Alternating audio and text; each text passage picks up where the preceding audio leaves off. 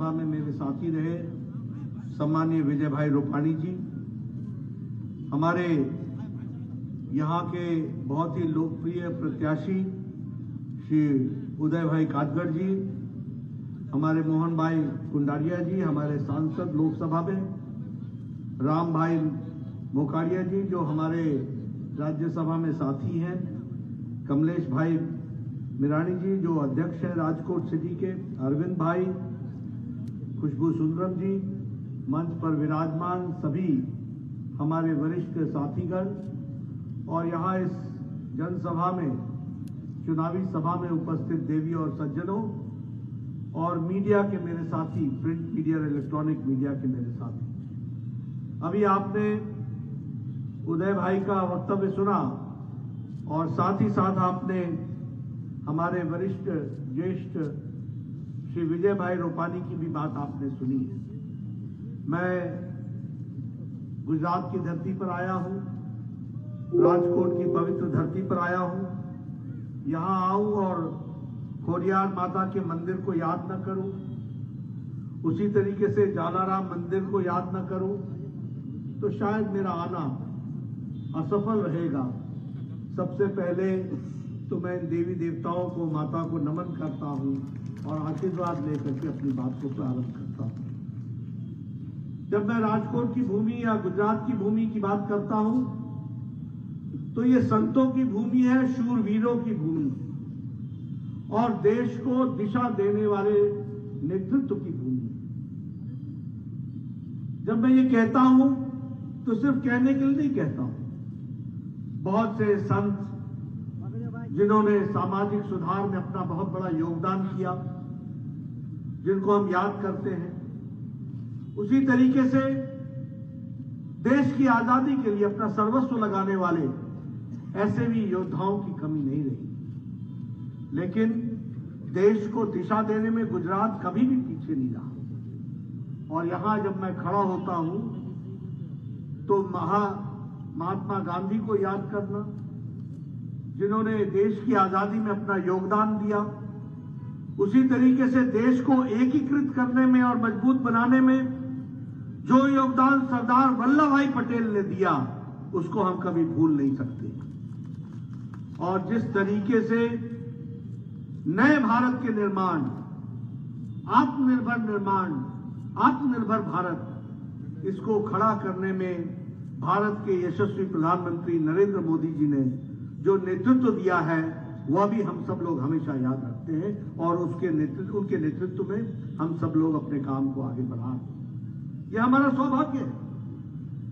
मैं आज यहां आया हूं, गुजरात की, राजकोट की जनता से चर्चा कर रहा हूं, लेकिन हम इसको अपना सौभाग्य मानते हैं कि नए भारत के निर्माण की गंगोत्री अगर शुरू होती है तो वो गुजरात की धरती से शुरू होती है। ये हमको ध्यान में रखना चाहिए। और यही नहीं, ये भी ध्यान में रखना चाहिए कि नए भारत के निर्माण में जब भी हम चर्चा करते हैं तो विकास का गुजरात मॉडल की हम चर्चा करते हैं। यानी विकास का कोई मॉडल है तो गुजरात मॉडल है। अगर विकास का कोई मॉडल है तो वो नरेंद्र मोदी जी के द्वारा प्रस्तावित मॉडल है, जिसको गुजरात ने आगे बढ़ाया है।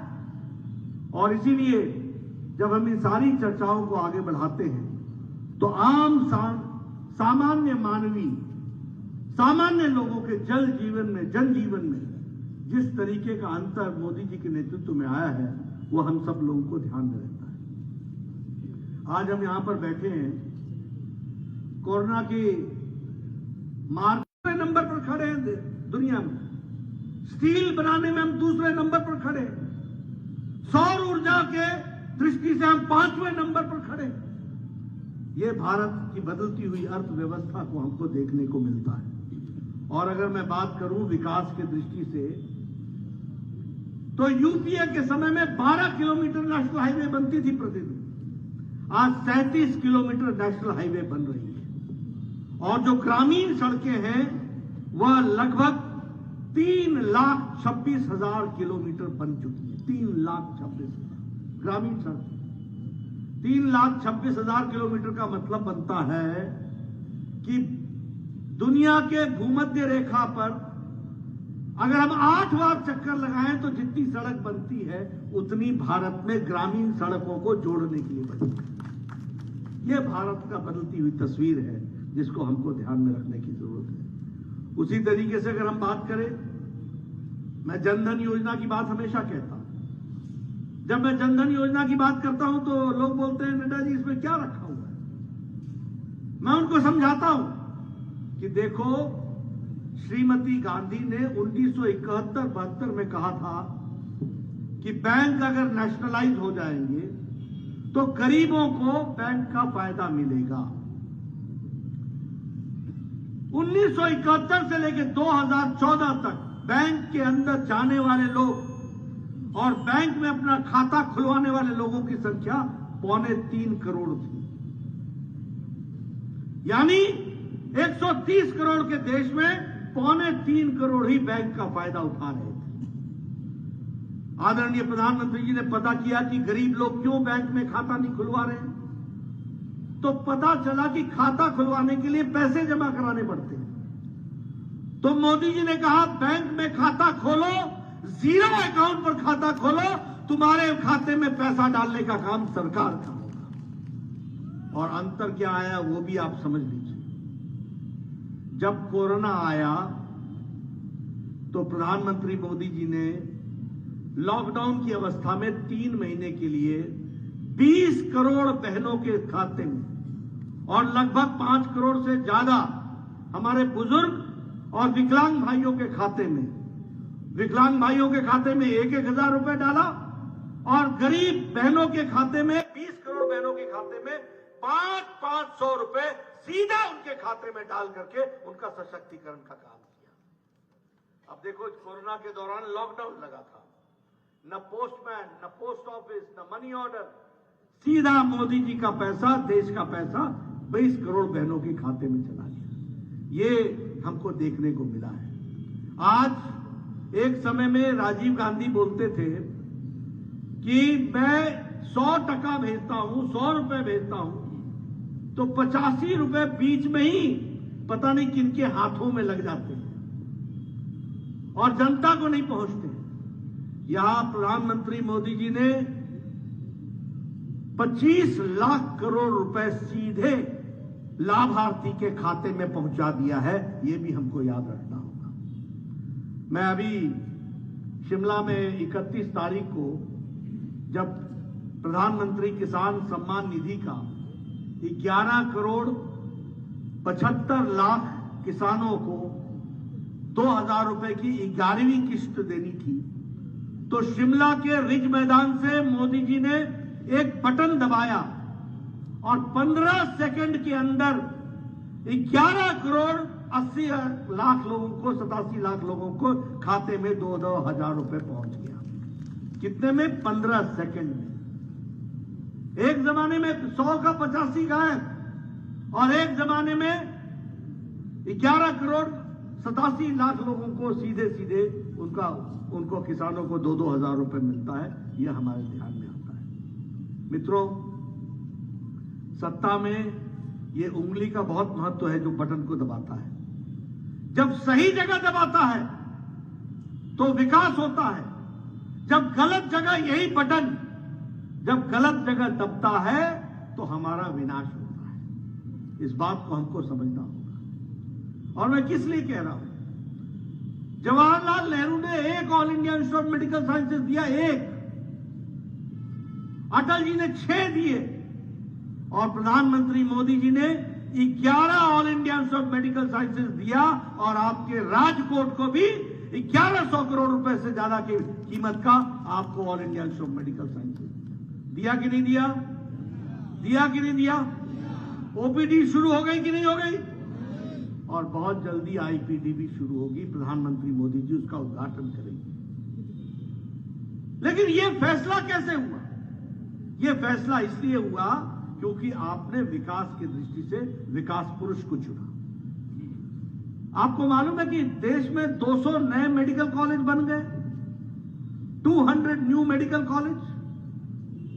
आज मैं गया हुआ था अंकलेश्वर, भरूच में एक नया मेडिकल कॉलेज खुल गया। कौन सी जगह है जहां नया मेडिकल कॉलेज नहीं खुला है? और मेडिकल कॉलेज की सीटें जब मोदी जी ने चार्ज लिया था तो एमबीबीएस की सीटें 54,000 प्रति वर्ष 54,000 डॉक्टर बनते थे। आज 83,000 डॉक्टर प्रति वर्ष बन रहे हैं, डिग्री ले रहे हैं। ये हमको समझना होगा। अगर मैं बात करूं पोस्ट ग्रेजुएट स्टूडेंट्स की, डॉक्टर्स की, तो 30,000 प्रति वर्ष बनते थे। आज 54,000 पोस्ट ग्रेजुएट स्टूडेंट्स पास करके निकल रहे हैं। यह स्थिति आकर के खड़ी।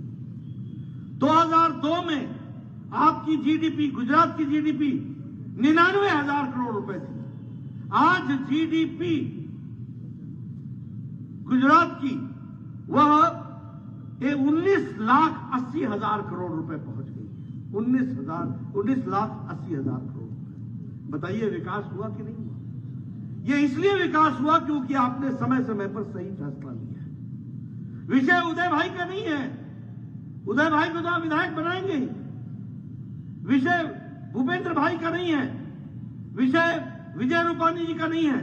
विषय आपके हक हकूक की रक्षा का है। 1 तारीख को उसकी हमको चिंता करनी होगी। यह हमको समझना है। और इसीलिए मैं बार बार आप लोगों से इस बात को निवेदन करने आया हूं। आप बताइए गुजरात को गिफ्ट सिटी मिली कि नहीं मिली? गिफ्ट सिटी सबसे बड़ी इंटरनेशनल लेवल का स्टॉक एक्सचेंज बन रहा है कि नहीं बन रहा है? यह फर्क आया कि नहीं आया? दुनिया का सबसे ऊंचा स्टैचू, और जिस तरीके से सरदार वल्लभ भाई पटेल ने भारत को एक करने में अपना योगदान किया, 182 मीटर की मूर्ति, 58 मीटर का उसका बेस, 240 मीटर का ये जो सबसे ऊंचा ये जो स्टैचू ऑफ यूनिटी है, वो गुजरात की शान है कि नहीं है? देश की शान है कि नहीं है? दुनिया में अपना स्थान बनाती है कि नहीं बनाती? ये बताता है कि गुजरात ने गुजराती अस्मिता के साथ देश की अस्मिता के लिए किस तरीके से अपने आप को जोड़ा है, वो हमारे को समझ में आता है। अगर मैं पानी की बात करूं, अभी नर्मदा की बात हो रही थी। मुझे याद है जब मुख्यमंत्री बने थे मोदी जी, तो उनकी पहली मुलाकात उन्होंने मध्य प्रदेश के चीफ मिनिस्टर दिग्विजय सिंह से दिल्ली के एयरपोर्ट पर बुला करके की, और मैं उनको रिसीव करने गया हुआ था दिल्ली एयरपोर्ट पर। और वहां वो किसी और की चर्चा नहीं कर रहे थे, वो नर्मदा के पानी की चर्चा कर रहे थे। इतना उनके मन में हमेशा इस बात को रहा है। और आप लोग, हमारे रूपाणी जी, सब लोग जाते थे, मनमोहन सिंह से मिलते थे, कहते थे नर्मदा का बांध का दीवार ऊंची कर दो, गेट ऊंचा कर दो, उससे नर्मदा का पानी का फायदा मिलेगा, सौराष्ट्र तक पानी पहुंचेगा। तो मनमोहन सिंह जवाब देते थे, अभी तक हुआ नहीं क्या? 7 साल, रूपाणी जी बता रहे 7 साल, अभी तक हुआ नहीं क्या? हमें तरस आता था कि ये प्रधानमंत्री को पता नहीं है या पता रखना नहीं चाहते, ये कैसे प्रधानमंत्री है? लेकिन आपने 2014 में मोदी जी को भारत का प्रधानमंत्री बनाया। 17 दिन के अंदर 17 मीटर ऊंचा करने का ऑर्डर प्रधानमंत्री मोदी जी ने दे दिया और नर्मदा का पानी को रोक दिया। आज 115 डैमों को नर्मदा के पानी से यहां सौराष्ट्र में जोड़ा गया। 115 डैम। मुझे याद है नर्मदा की राजकोट की तस्वीर और गांव की तस्वीर। लोग घंटों बर्तन लेकर के सड़क पर इंतजार करते थे कि कोई टैंकर आएगा तो पानी भरेंगे तो दिन का काम चलेगा। आज बोलिए, घर घर पानी पहुंचा कि नहीं पहुंचा? हर घर पानी पहुंचा कि नहीं पहुंचा? ये अंतर हम लोगों को देखने को मिला है। इसलिए अगर मैं विकास की कहानी सुनाने लगूं तो शायद और आपको जानकर के खुशी होगी कि गुजरात का 67% पानी ऊपर आया है। बाकी देश में पानी नीचे गया है, यहां 60% रिचार्ज हो गया है। ये सही नीति के कारण जिस तरीके से काम हो रहा है वो भी हमको ध्यान में रखना होगा। ये मुदेरा में ये सूर्य मंदिर का फिर से रेनोवेशन हो रहा है। मुदेरा गांव को 100% सोलर एनर्जी से जोड़ दिया गया है। अब वहां पर कोई बिल नहीं आता, बिजली का सारा काम सोलर एनर्जी पर हो रहा है। नए नए आयाम स्थापित हो रहे हैं, उसको भी हमको ध्यान में रखने की जरूरत है। कभी आपने सोचा था कि भारत एरोप्लेन बनाएगा, एयरक्राफ्ट बनाएगा? आज C-295 ये गुजरात में वडोदरा में ये एयरक्राफ्ट बनने का काम शुरू हो गया है। ये बदलता भारत की तस्वीर हमको देखने को मिलती है। उसी तरीके से अगर हम रोजगार की बात करें तो जहां ये लोगों को रोजगार दिया गया है, अवसर दिए गए हैं, वहां मैं एक बात और भी बोलना चाहूंगा। ये जो जगह का मुझे मालूम नहीं, लेकिन भरूच में जौसर जगह है यार, जंबूसर, वहां बल्क ड्रग पार्क आ रहा है।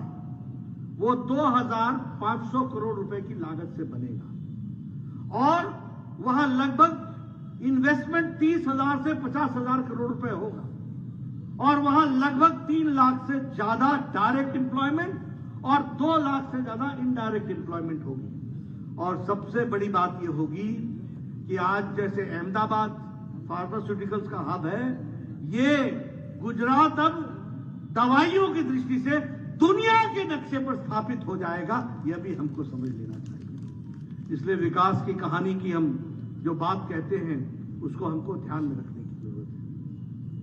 आज जो हम 1% से नीचे गरीबी की रेखा में आए हैं, उसका कारण है कि प्रधानमंत्री मोदी जी ने प्रधानमंत्री गरीब कल्याण अन्न योजना को प्रारंभ किया है।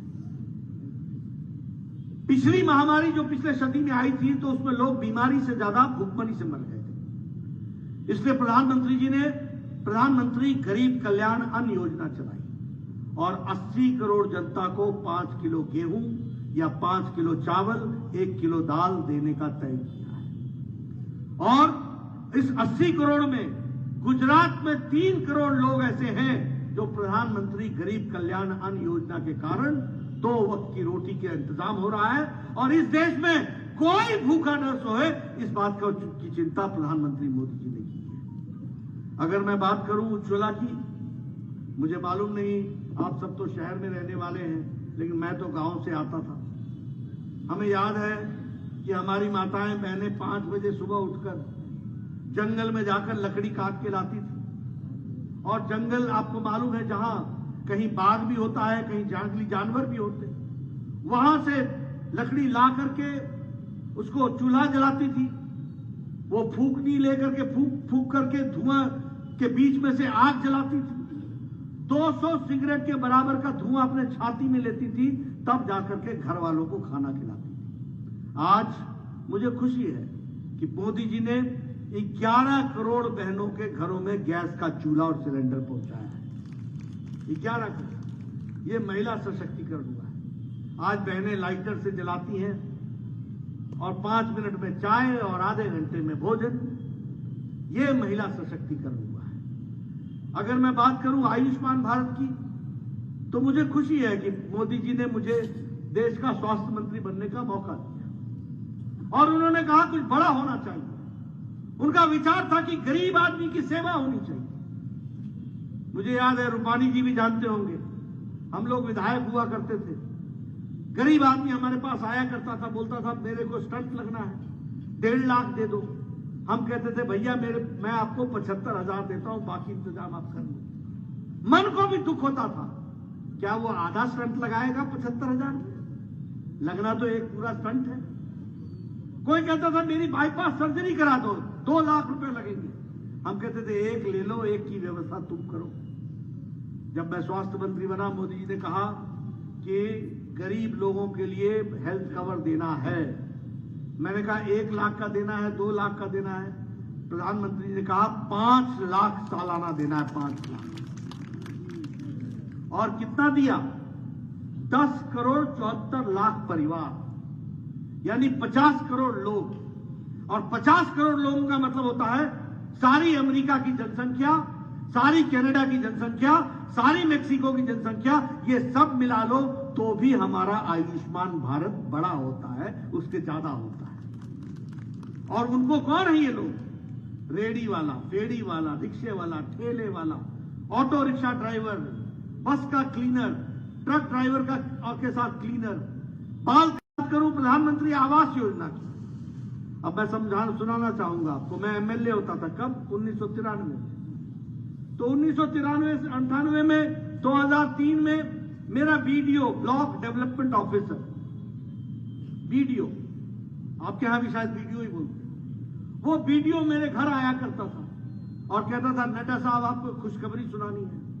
मैं बोलता था क्या खुशखबरी है? बोला 2 पंचायतों में एक मकान आपको इंदिरा आवास योजना का मिला है, अब बताइए किसको दूं ये मकान?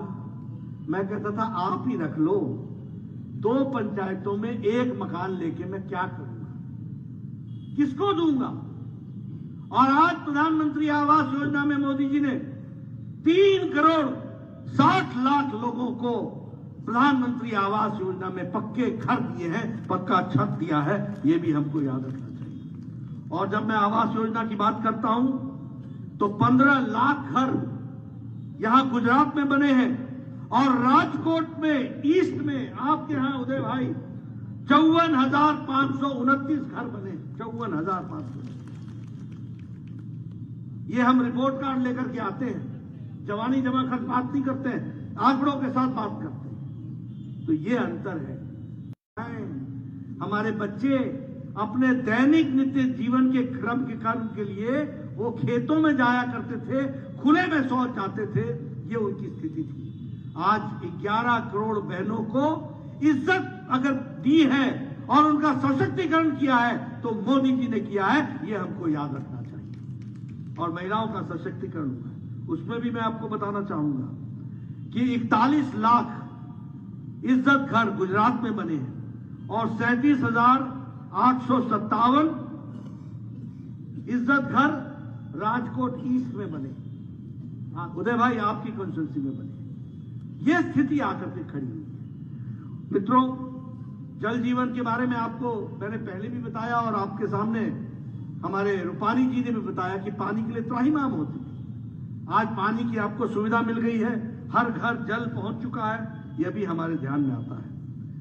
प्रधानमंत्री किसान सम्मान निधि की बात करूं तो 11 करोड़ 74 लाख लोगों को किसान सम्मान निधि मिल रही है और 66 लाख लोग वो गुजरात से संबंध रखते हैं, यह भी हमको ध्यान में रखना है। मित्रों, ये डबल इंजन की सरकार है और जब मैं डबल इंजन की सरकार बोलता हूं तो ऊपर अगर नरेंद्र भाई हैं तो नीचे उसको कार्यक्रम को इंप्लीमेंट करने के लिए भूपेंद्र भाई जोर से लगे। और मैं यह कहना चाहूंगा कि रूपानी जी ने भी पूरी मेहनत करके गुजरात की सेवा की और डबल इंजन में मोदी जी के आशीर्वाद से गुजरात की चिंता करके उसको आगे बढ़ाने का काम किया। लगभग 1,60,000 लोगों को नौकरी दी गई है। उसी तरीके से बजट का इन्वेस्टमेंट बढ़ाया गया। उसी तरीके से यहां फॉरेन डायरेक्ट इन्वेस्टमेंट जो है वो 37% भारत का, वो गुजरात में फॉरेन डायरेक्ट इन्वेस्टमेंट आया है, जिसको हमको ध्यान में रखना है। और गुजरात की दृष्टि से अगर मैं विकास की दृष्टि से कुछ बातें आपके सामने रखना चाहता हूं, मैं आपको बताना चाहता हूं कि गुजरात जहां तक स्वच्छता का सर्वेक्षण में वह दूसरे नंबर पर खड़ा है। अगर हम गुजरात की फास्टेस्ट डेवलपिंग सिटीज बताएं तो उसमें अहमदाबाद, वडोदरा, राजकोट ये सबसे तेज गति से बढ़ने वाली सिटीज बनी है और साथ ही साथ स्वच्छता की दृष्टि से भी इन लोगों ने अपना स्थान बनाए रखा है। और जैसा कि मैंने कहा कि green field international airport Hirasar में आ रहा है, उसमें लगभग 2,500 करोड़ रुपए खर्च हुए और वो बहुत जल्द, शायद अगले साल तक वो भी समर्पित हो जाएगा हीरासर का। वो उसी तरीके से रैपिड बस ट्रांसपोर्ट सिस्टम वो भी डेवलप हुआ है और उसी तरीके से खंडेरी में क्रिकेट स्टेडियम जो है वह भी बन रहा है।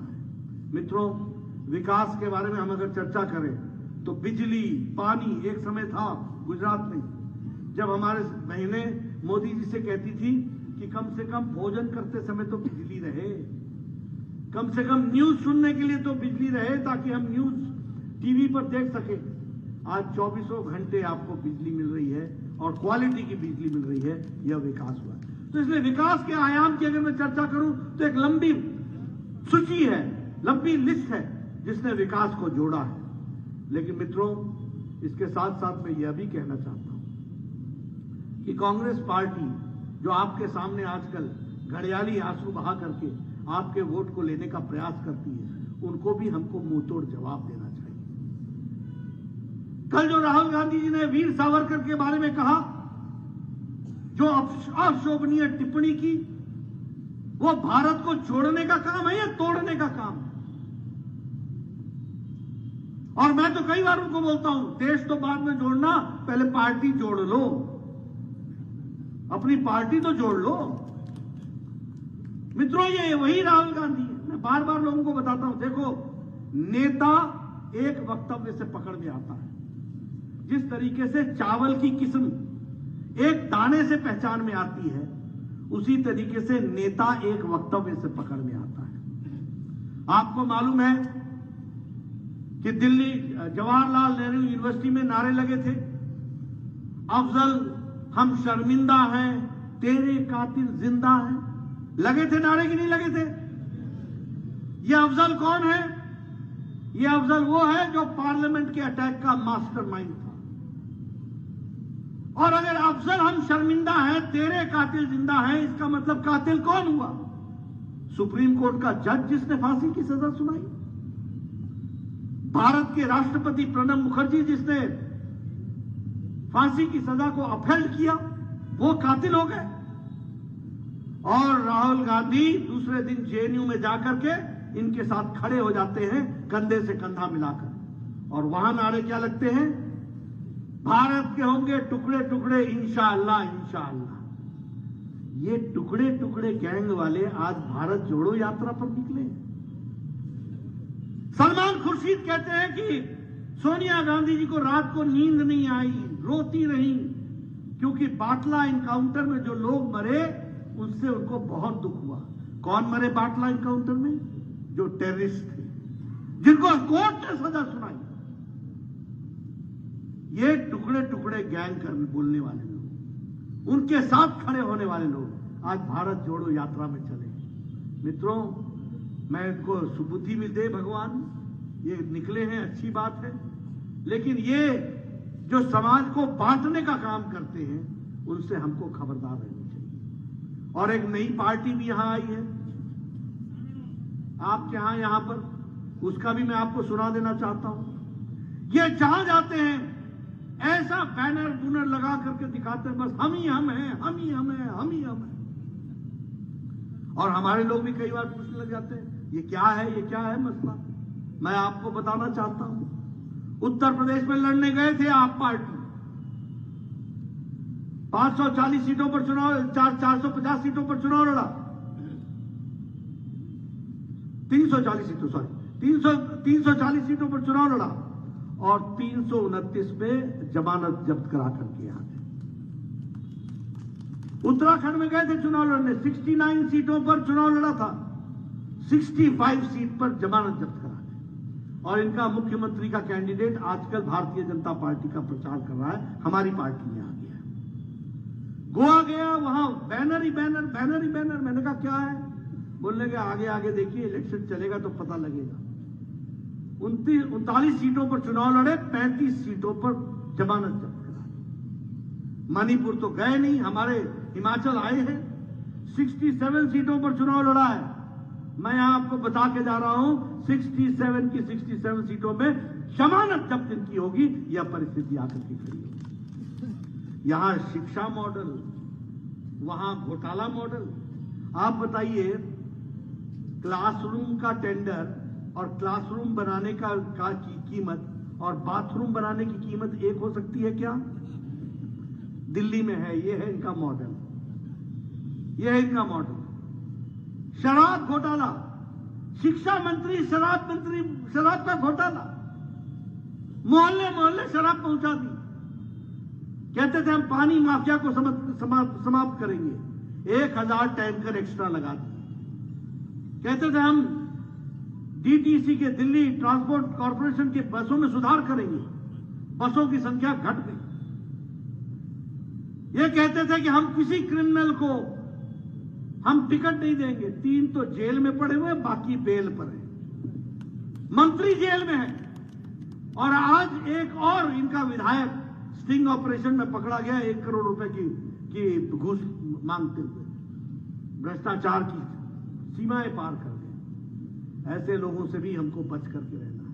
और इनका जो रिकॉर्ड है ना जमानत जब्त होने वाला, वो रिकॉर्ड आपने भी बरकरार रखना है, इसको भी हमको ध्यान में रखना है। मित्रों, यह चुनाव आपके भविष्य का है, अगले 5 साल के सुदृढ़ीकरण का है। मोदी जी के सपनों को पूरा करने के लिए जिस तरीके का आशीर्वाद गुजरात और देश की जनता को मिल रहा है, उसमें हमको भी अपने आप को समावेश करने का है। और उदय भाई, जो 20 साल तक कॉर्पोरेटर के रूप में आपकी सेवा की है, जिन्होंने दिन रात एक करके आपकी सेवा की है, उनको मौका मिला है कि वो विधानसभा में आपकी सेवा करें। मैं आपसे निवेदन करने आया हूं, भरपूर आशीर्वाद दीजिएगा। सिर्फ आपका वोट नहीं चाहिए, आपके रिश्तेदारों का भी वोट चाहिए, आपके मोहल्ले में रहने वाले लोगों का भी वोट चाहिए, आपके अड़ोस पड़ोस में रहने वाले लोगों का भी वोट चाहिए। इसलिए आप उदय भाई के सिपाही बन करके, उदय भाई बन करके आप पूरी ताकत से लगे और कमल के निशान को यशस्वी बनाएं। यही आपसे मैं निवेदन करने आया हूं। आपने बहुत शांति से मेरी बात सुनी, आपका बहुत बहुत धन्यवाद।